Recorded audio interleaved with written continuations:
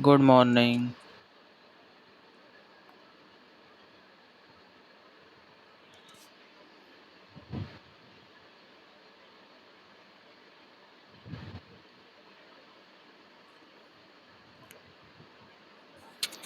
तो सब लोग आ गए हैं।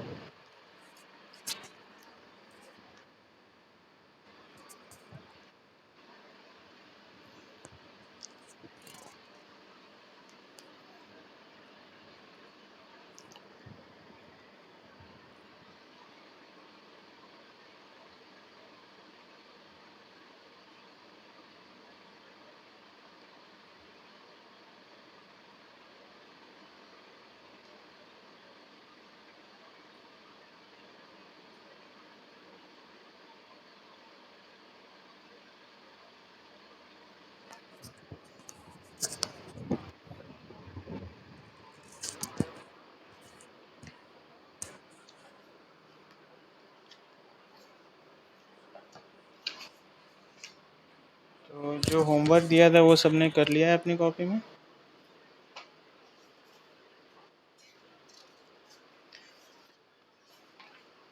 और टेस्ट भी सबका कंप्लीट हो गया है।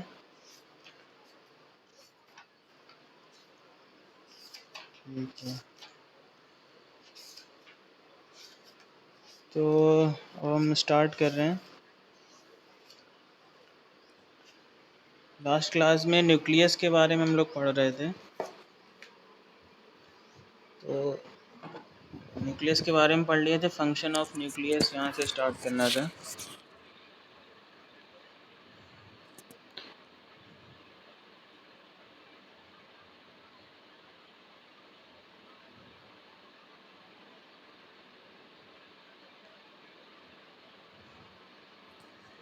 तो न्यूक्लियस क्या होता है? ये सेंटर पार्ट होता है। तो nucleus is the center of genetic information.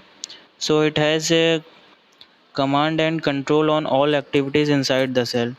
यानी न्यूक्लियस जो होता है वो सेंटर पार्ट होता है किसी भी सेल का। तो सारे जो जेनेटिक इन्फॉर्मेशन ट्रांसफ़र होती हैं उस पर कमांड और कंट्रोल करने का काम किसका होता है? न्यूक्लियस का होता है। Nucleus provide information for protein synthesis. तो प्रोटीन की सिंथेसिस होगी, यानी प्रोटीन जो है होगा उसका डाइजेशन होगा, फिर उसके बाद वो बॉडी ग्रोथ के लिए काम करेगा। तो ये जो सिंथेसिस होगी प्रोटीन की वो न्यूक्लियस के थ्रू ही होती है। Nucleus plays a crucial role in the cell division. तो न्यूक्लियस जो होता है वो सेल डिवीज़न में भी एक क्रूशियल रोल प्ले करता है, क्योंकि जो डीएनए होता है वो इसी में प्रेजेंट होता है, और जब सेल डिवीज़न होता है तो वो जीन्स के फॉर्म में कन्वर्ट हो जाता है। According to the surrounding environment the nucleus determines the way the cell will develop. तो सराउंडिंग इन्वायरमेंट के अकॉर्डिंग ही जो होता है वो न्यूक्लियस प्रेजेंट होता है। अगर इन्वायरमेंट सही है, जैसे आरबीसीज होती हैं, तो उसमें क्या होता है वहाँ पर न्यूक्लियस डिसअपीयर हो जाता है क्योंकि उसकी ज़रूरत महसूस नहीं होती है। तो जहाँ जहाँ जैसी ज़रूरत होती है उस हिसाब से न्यूक्लियस जो होता है वो अपने आप को ढाल लेता है। This is done by the directing and controlling cellular metabolic activities. तो ये कैसे होता है? न्यूक्लियस जो होता है वो डायरेक्ट करता है, कंट्रोल करता है सारी जो भी सेलुलर मेटाबॉलिक एक्टिविटीज़ हैं। मेटाबॉलिक माने कि सेल को ज़िंदा रहने के लिए जो भी एक्टिविटीज़ करनी होती हैं उसके अंतर्गत, यानी कि उसके उसमें सारी एक्टिविटीज़ आ जाती हैं। इसके बाद क्या है? DNA and RNA. तो डीएनए एंड आरएनए जो होता है ये क्या होता है? ये न्यूक्लिक एसिड होता है। DNA and RNA are the nucleic acids. ये कहाँ पे होता है? ये न्यूक्लियस के अंदर ही प्रेजेंट होता है। These are called nucleic acids because these are mainly found in the nucleus of the cell। तो इसको हम न्यूक्लिक एसिड इसलिए बोलते हैं क्योंकि ये न्यूक्लियस के अंदर ही प्रेजेंट होता है। However, they may also be present in the cytoplasm। ये साइटोप्लाज्म यानी कि न्यूक्लियस के बाहर जो है माइटोकॉन्ड्रिया वगैरह भी प्रेजेंट होती हैं, तो उसमें भी ये प्रेजेंट होता है।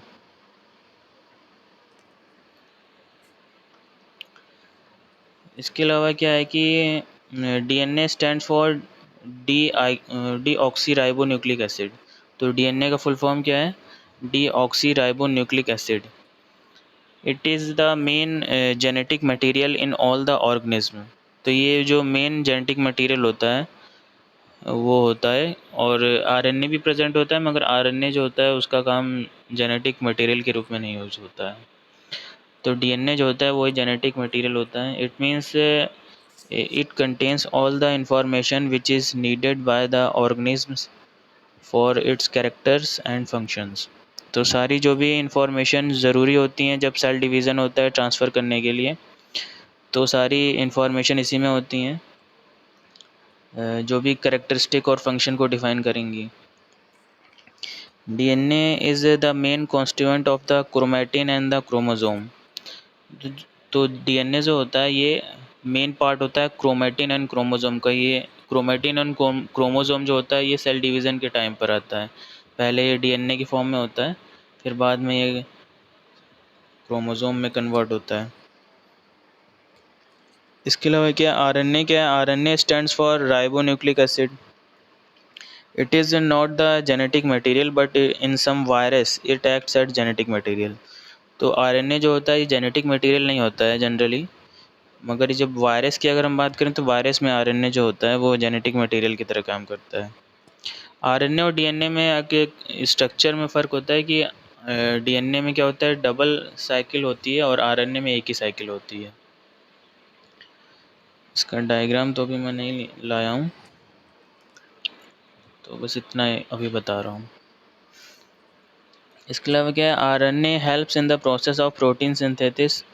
तो आरएनए जो होता है ये प्रोटीन सिंथेसिस में हेल्प करता है। इसके बाद नेक्स्ट क्या है कि साइटोप्लाज्म। तो साइटोप्लाज्म में क्या होता है, ये न्यूक्लियस के बाहर प्रेजेंट होता है। तो जो भी लिक्विड फॉर्म में मटेरियल प्रेजेंट होता है सेल के अंदर उसी को हम बोलते हैं साइटोप्लाज्म।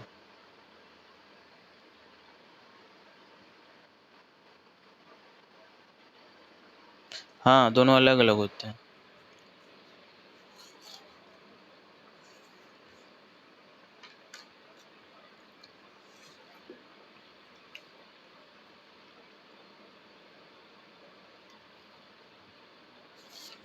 डीएनए में जो होता है वो टू शेप, मतलब जो धागे थ्रेड की तरह की जो स्ट्रक्चर होता है, तो उसमें स्ट्रक्चर में तो दिखाता हूँ मगर अभी मिल नहीं पाएगा।